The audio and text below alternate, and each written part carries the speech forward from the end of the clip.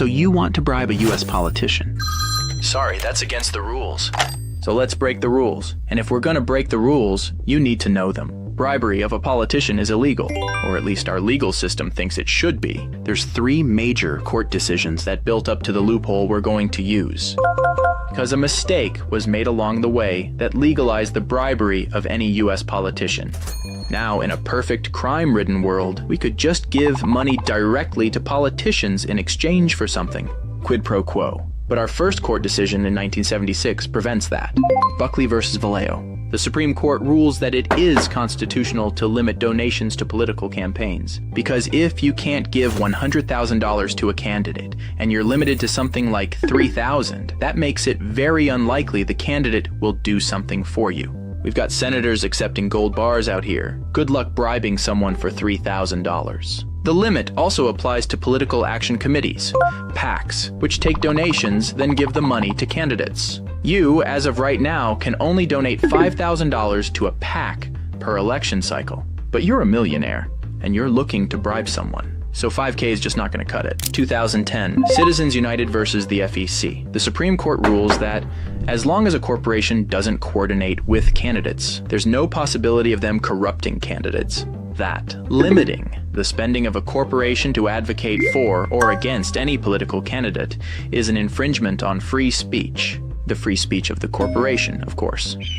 This overruled the 1990 Supreme Court decision that said it was constitutional to limit corporations' spending on elections, because if corporations could spend as much as they want to promote candidates, it would distort the political process. That's what the old one said. Thank God we fixed that, right? So now, corporations can spend as much as they like to help out a politician's campaign as long as they're not coordinating. But you want to bribe a politician, and you still can't donate any more than $5,000 to a PAC. Those limits are still there. So we need our third court case, speechnow.org versus the FEC, also in 2010. Almost immediately after Citizens United, with Citizens United ruling that independent expenditures by corporations have no risk of corrupting an election. Then neither do donations to those corporations. That's the logic. This is where the mistake was made. And if your donation has no risk of corruption, no risk of quid pro quo, then Buckley doesn't apply anymore.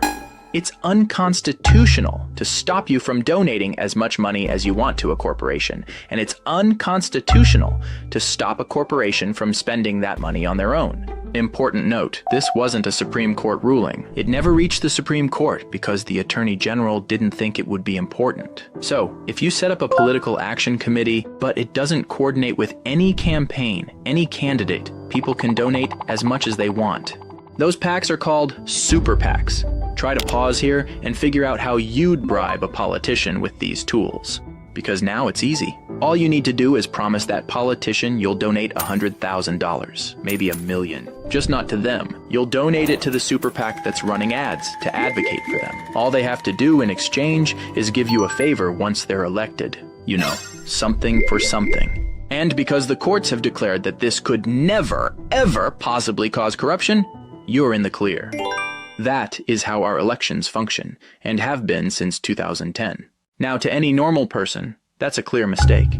Because that's corruption, what we've been doing is corruption. It's bribery. It's what the law intends to prevent. There's no functional difference if the money you donate is going to a PAC or to the campaign. As long as it helps the candidate, you can use that to influence them. Quid pro quo. It's a clear oversight. This is why most of the spending on modern campaigns doesn't come from the campaigns anymore. It comes from super PACs. Super PACs funded by the rich to buy politicians.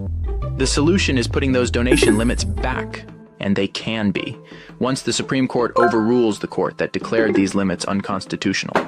But until that mistake is fixed, this is your up-to-date guide on how to bribe a politician.